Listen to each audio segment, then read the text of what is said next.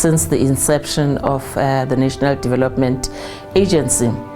especially because when you look at poverty, it's a challenge that even the National Development Plan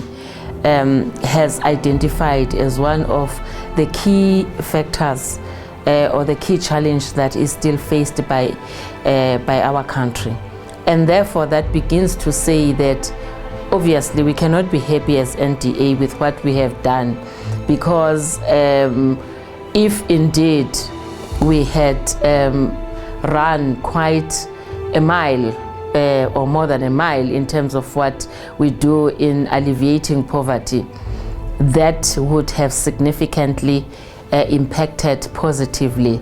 on the challenge of poverty. So the fact that 21 years down the line after democracy, we still have the challenge of poverty, for me it's an indication that an important organization like the National Development Agency needs to be looked at in terms of ensuring that it has got relevant and it has got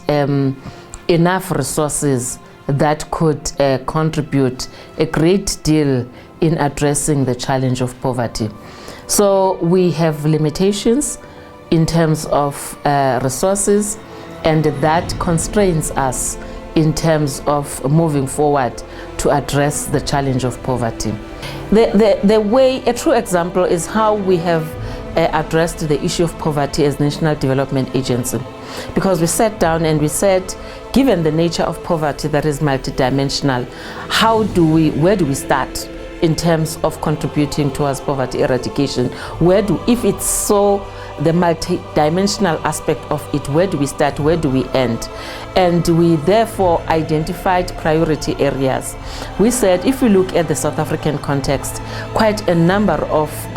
people, children and adults, they go to bed without food. The challenge of food insecurity is one of the biggest challenges that is faced by our country, and therefore we identified that as the priority. And even our government has prioritized the issue of food insecurity as a part of an issue that needs to be addressed. So food security is one of those programs that need to be driven as part of poverty eradication. The corporate would simply allocate certain percentage for resources for CSI so that they can comply with the requirement of CSI, but continue to focus on their business in terms of, ensuring that they generate profit in what they are doing. And therefore you find that that portion that is allocated for CSI is not aligned to the programs that this country require in terms of addressing the challenges that are faced by this country. And therefore, given the amount of money that is allocated in terms of CSI, if there was a concerted effort to ensure that there is proper alignment with the priorities that have been set by government, for example, in terms of addressing the challenges, you would find that would go a long way in terms of addressing these challenges. So what you find out now is that you find a very fragmented way of addressing the challenges, and that creates a problem for me. And yet there are such huge opportunities that we could utilize through CSI in terms of ensuring that they work with partners like the National Development Agency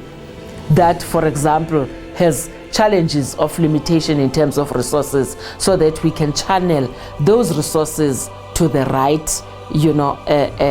channel, which is CSOs and other institutions out there that are assisting this country in terms of addressing its challenges. When I leave NDA, I really want to leave a legacy that would begin to say NDA is recognized as one of those key institutions in terms of working very closely with civil society organizations in addressing poverty and underdevelopment.